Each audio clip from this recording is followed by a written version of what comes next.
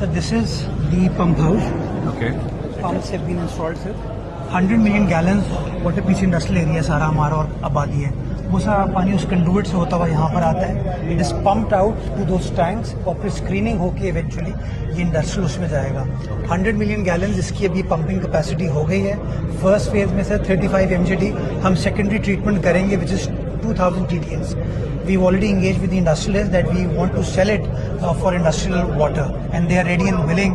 So we will be hopefully in the next 7 to 8 weeks we should be able to consummate this transaction, inshallah. सारी आबादी है पीछे. Okay. This is the PS 114 that I was telling you about. Sir यहाँ से सारा पानी आएगा. This is the tank.